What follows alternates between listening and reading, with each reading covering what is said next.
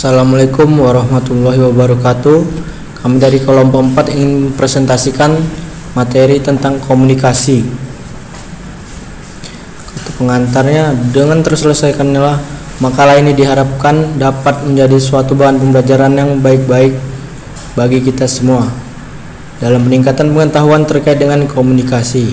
Harapan saya semoga apa yang tertulis di dalamnya memiliki nilai akademis yang dapat menunjang pengetahuan akademis kita. Untuk itu mari kita meningkatkan pengetahuan kita demi terwujudnya bangsa Indonesia yang edukatif. Bab 1. Pembahasan 1. Komunikasi face to face. Komunikasi melalui face to face merupakan cara seseorang untuk berkomunikasi dan dapat secara langsung merespon sinyal dari lawan bicara saat mengadakan hubungan komunikatif. 2. Computer Support Cooperation Work atau CSCW. Pada dasarnya CSCW merupakan kumpulan pemikiran mengenai kemungkinan komputer dan teknologi informasi pada umumnya untuk dapat mendukung pekerjaan kelompok atau teamwork manusia. Hasil pemikiran tersebut kemudian pada umumnya diterapkan dalam bentuk perangkat lunak yang disebut groupware. 3. Fungsi percakapan dalam CSCW. Yang pertama, digunakan untuk menganalisa catatan atau transkrip. Konferensi elektronik ini akan membantu memahami beberapa baik partisipan menyalin dengan komunikasi elektronik. 2. Digunakan sebagai petunjuk untuk keputusan desain, pemahaman percakapan normal antar manusia, menghindari kesalahan besar dalam perancangan media elektronik. 3. Dapat digunakan untuk mengarah desain, menstrukturkan sistem dengan teori. Yang ketiga akan dilanjutkan oleh teman saya.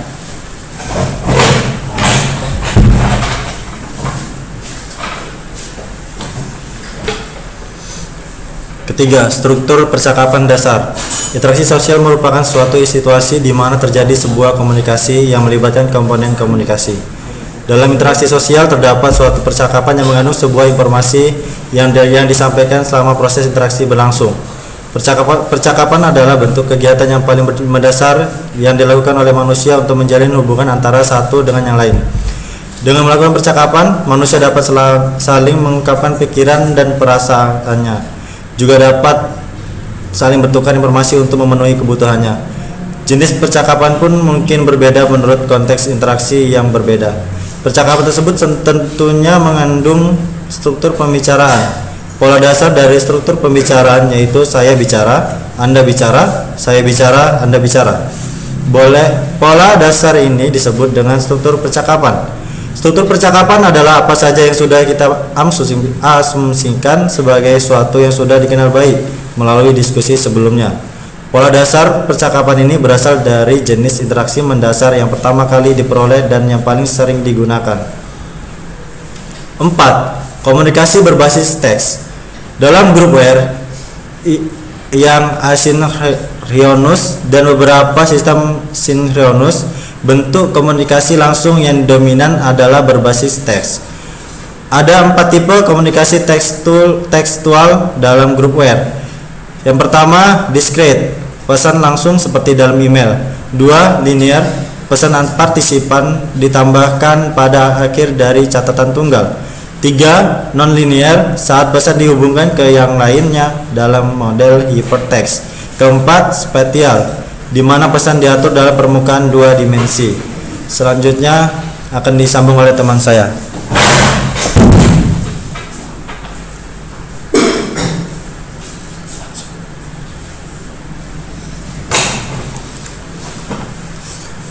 Yang kelima, beberapa masalah yang timbul dalam komunikasi berbasis teks. Bagian yang pertama ialah back channel, yaitu kehilangan back channel dan nada suara serta bahasa tubuh pembicara. Yang kedua, grounding constraint adalah sifat dari channel di mana para pembicara berkomunikasi, yaitu meliputi sebagai berikut. Contemporaneity, yaitu ucapan didengar setelah diucapkan. B. Simultaneity, yaitu partisipan dapat mengirim dan menerima pada waktu yang bersamaan. Yang C.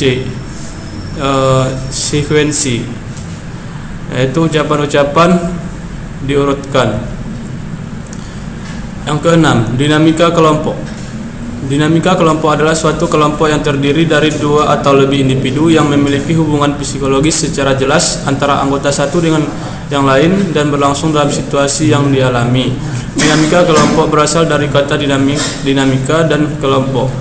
Suatu proses pembelajaran untuk mempersiapkan peserta guna mengikuti proses belajar secara individual, kelompok dan menyeluruh yang mengubah diri ke arah positif, baik secara intelektual maupun emosional.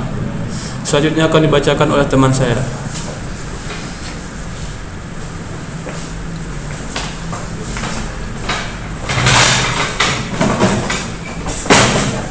Yang ketujuh, kognisi terdistribusi. Kognisi adalah sebuah proses yang dilakukan oleh manusia untuk memperoleh pengetahuan dan menimbulkan pengetahuan itu melalui sebuah aktivitas seperti mengingat, menganalisis, memahami, menilai, menalar, membayangkan, dan berbahasa.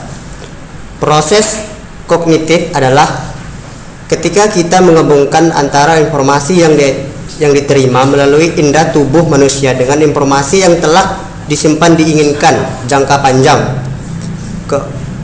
Kapasitas atau kemampuan kognisi seorang biasa kita sebut dengan kata kecerdasan, kepintaran, atau inteligensia.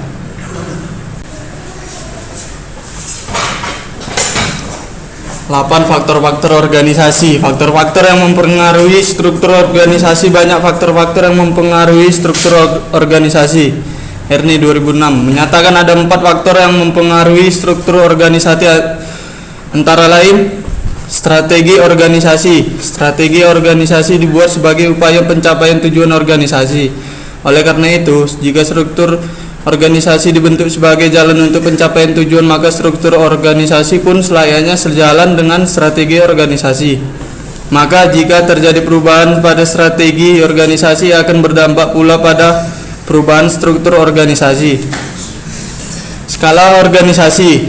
Organisasi dapat dibedakan skalanya menurut berbagai faktor, diantaranya adalah dari jumlah penjualan, pangsa pasar, hingga jumlah tenaga kerja.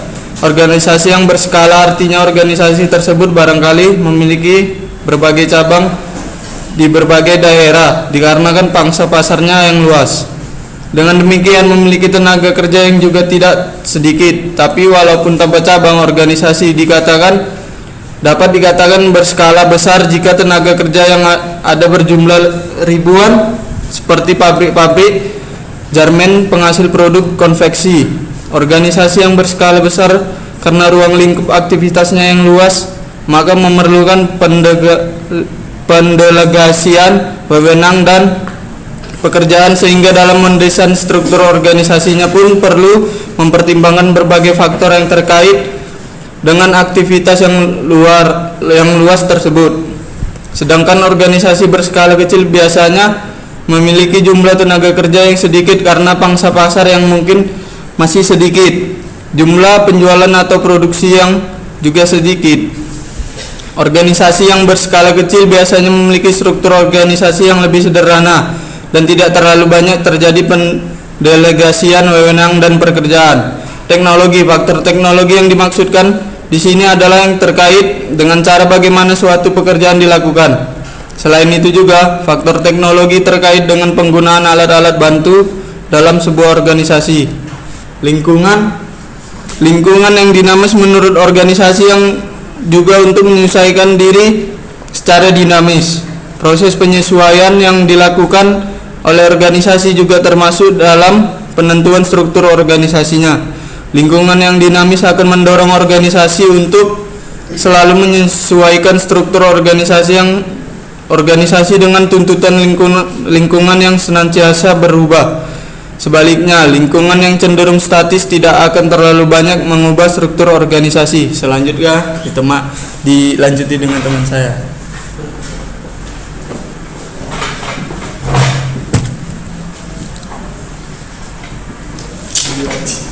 Penutup. Komunikasi adalah hubungan timbal balik antar seorang individu yang menyampaikan pesan komunikat kepada seorang individu yang menerima pesan melalui media yang menimbulkan efek tertentu. Sedangkan maksud dan tujuan komunikasi untuk mewujudkan suatu pengertian yang sama antar pihak, yang mengoperkan pada pihak yang menerima informasi, gagasan, sikap, atau isi perasaan lainnya. Selanjutnya, untuk merubah tingkah laku komunikan sesuai dengan kehendak komunikator. Demikian hasil presentasi dari kelompok kami. Wabillahi taufiq wal hidayah. Wassalamualaikum warahmatullahi wabarakatuh.